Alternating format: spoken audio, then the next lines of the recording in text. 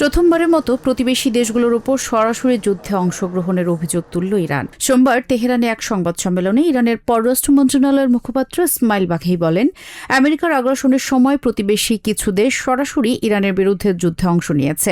বাঘেই জানান, ওয়াশিংটনের সাথে সমঝোতা চুক্তির আগে পূর্ণাঙ্গ যুদ্ধ এবং সাম্প্রতিক সময়ের সংঘাতেও ওই দেশগুলো সরাসরি ইরানের বিরুদ্ধে যুদ্ধে অংশ নেয়। গত 2 সপ্তাহেও আমরা দেখেছি যে ইরানের বিরুদ্ধে যুদ্ধ অপরাধ এবং সামরিক আগ্রাসন চালাতে আমাদের অঞ্চলের কিছু দেশ আমেরিকার সাথে ক্রমাগত সহযোগিতা ও অংশগ্রহণ করে যাচ্ছে। আমরা এই সমস্ত বিষয় আনুষ্ঠানিকভাবে ও স্পষ্টভাবে প্রকাশ করেছি। আমেরিকা ও ইসরায়েলি হামলায় প্রাণ হারানো শিশুদের স্মৃতি তুলে ধরে তিনি ওয়াশিংটনের বিরুদ্ধে যুদ্ধাপরাধের অভিযোগ তুলে বলেন, এই অঞ্চলে যুদ্ধ বা শান্তি নির্ধারণে আমেরিকান প্রশাসনকে তেহরান কখনোই অনুমতি দেয়নি এবং দেবেও না। বাঘেই বলেন, ইরানের স্বার্থ ও পরিস্থিতির প্রয়োজনে আত্মরক্ষার লড়াই কিংবা কূটনীতিকে হাতিয়ার হিসেবে ব্যবহার করবে তেহরান। এ সময় কাস্পিয়ান সাগরে একটি বাণিজ্যিক জাহাজে সম্প্রতি ইউক্রেনের হামলার কঠোর প্রতিক্রিয়া জানান ইরানি এই কূটনীতিক। ইউক্রেন রাশিয়ার দ্বন্দ্বে সম্পৃক্ততা না থাকা সত্ত্বেও কিয়েভকে এই আগ্রাসনের জবাবদিহি করতে হবে বলে হুঁশিয়ারি দেন তিনি।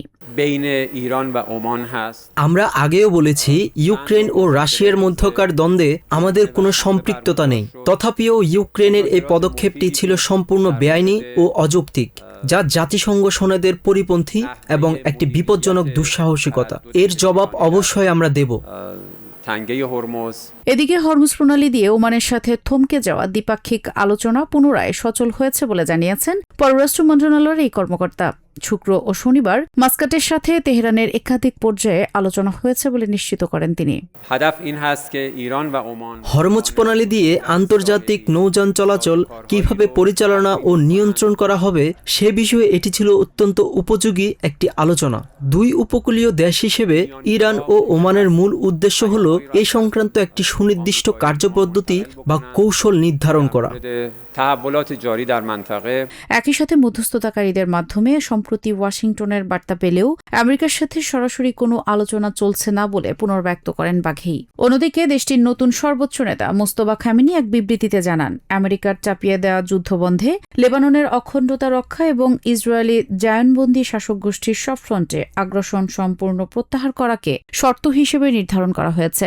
রাষ্ট্রীয় টেলিভিশনে প্রচারিত বিবৃতিতে বলা হয়, ইউএস ও জায়নবাদী আগ্রাসন মোকাবিলায় প্রতিরোধ ছাড়া আর কোনো পথ বাকি নেই। Reshma Ahmed, TVN24 news desk.